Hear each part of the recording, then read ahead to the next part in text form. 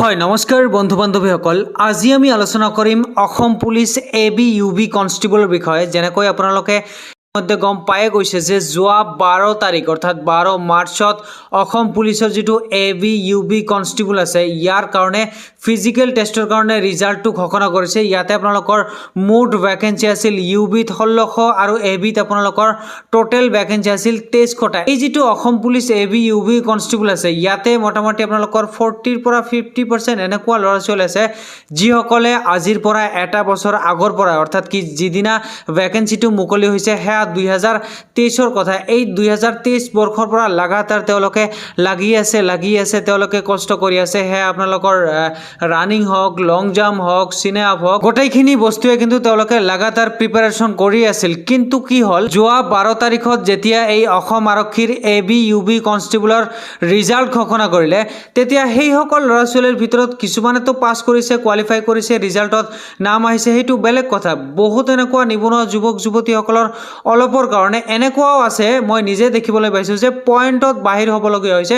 চাওক, এটা বছৰ দুটা বছৰ লাগাতাৰ কষ্ট কৰাৰ পিছত যেতিয়া 0.352571 এনেকুৱা নাম্বাৰৰ কাৰণে যদি বাহিৰ হ'বলগীয়া হয়, ইয়াতকৈ দুখৰ কথা আৰু একো হ'ব নোৱাৰে। এতিয়া কথাটো হ'ল কি যে এই যে ৰিজাল্ট আহিছে, ৰিজাল্ট অহাৰ পিছত যিসকলে অলপৰ কাৰণে বাহিৰ হ'বলগীয়া হৈছে পইণ্টত 1 নম্বৰত, 2 নম্বৰত, আধা নম্বৰত, তেওঁলোকে কিন্তু লাগাতাৰ উত্তাল কৰি আছে গোটেই অসম। হে আপোনালোকৰ ফেসবুকত হওক, ইউটিউবত হওক, টুইটাৰত হওক যে আমাৰ সেকেন্ড লিষ্ট লাগে, কেৱল সেকেন্ড লিষ্ট লাগে। এতিয়া কথাটো হ'ল কি যে আপোনালোকৰ অসম পুলিচৰ যেটো এবি ইউবি কনষ্টেবল আছে ইয়াতে আপোনালোকৰ সেকেন্ড লিষ্ট অহাৰ কিমান দূৰ সম্ভাৱনা আছে এইটো বস্তু আজিৰ এই ভিডিঅ'টোত আপোনালোকে চাই লওক। এই অসম পুলিচ এবি ইউবি কনষ্টেবলৰ যেতিয়া ভ্যাকেন্সিটো মুকলি হৈছে সেই এডভাৰটাইজমেন্টত কিন্তু স্পষ্টভাৱে উল্লেখ আছে যে আপোনালোকৰ 1:5 হিচাপত ফিজিক্যাল টেষ্টত পাস কৰোৱাই দিয়া হ'ব। কিন্তু এতিয়া প্ৰশ্ন হ'ল কি যে যদি 1:5 হিচাপত পাস কৰাই দিয়া হৈছে তেতিয়া হলে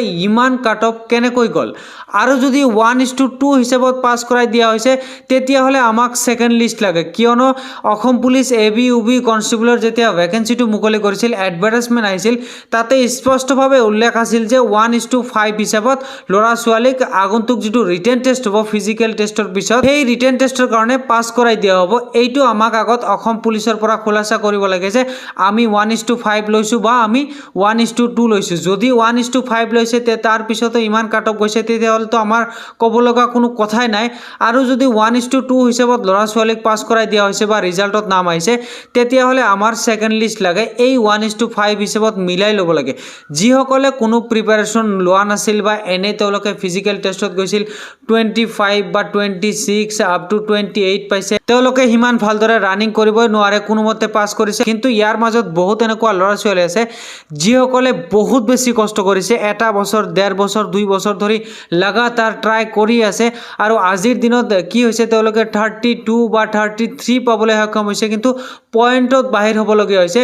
তেওঁলোকৰ কাৰণে যদি সেকেন্ড লিষ্ট কোনোমতে আহি যায় তেতিয়াহ'লে এই সকল ল'ৰা ছোৱালীয়ে বহুত বেছি কষ্ট কৰিছে তেওঁলোকৰ নাম আহি যাব। জাস্ট তেওঁলোকৰ কাৰণে আমাৰ সেকেন্ড লিষ্ট লাগে। চাওক যে আজিৰ দিনত আমাৰ অসমত চাকৰি পোৱা কিমান কষ্টকৰ হৈছে সেইটো আপোনালোকে ইয়াতে চাবই পাৰিছে। কাট অফ লিষ্ট হে আপোনালোকৰ জেনাৰেল হওক, ওবিসি হওক, এসসি হওক, এসটি হওক, কোনো এটা ক্যাটাগৰীত আপোনালোকৰ কাট অফ কম যোৱা দেখা পোৱা নাই। চাওক ইয়াতে এইটো জেনাৰেলৰ, ওবিসিৰ, এসসি, এসটি, এসটি, টি ট্ৰাইব প্ৰত্যেকটো ক্যাটাগৰীত আপোনালোকৰ কাট অফটো হাই গৈছে। আজিৰ দিনত চৰকাৰী চাকৰি পাব বিচাৰিছে হে আপোনালোকৰ এডিআৰই হওক, সিভিল চাকৰি হওক, ডিফেন্সৰ হওক, প্ৰত্যেকটো ক্যাটাগৰীত বা যিকোনো বিভাগতে চাকৰি পাব বিচাৰিছে তেতিয়াহ'লে দিনী ৰাতি আপোনালোকৰ কষ্ট কৰিব লাগিব, কমসে কম এটা বছৰ আগৰ পৰা। তাৰ পিছতে আপোনালোকে এনেদৰে মাৰ্ক উঠাব পাৰিব। এইবাৰে কাট অফ বেছি গৈছে সেইটো যোৱা নাই।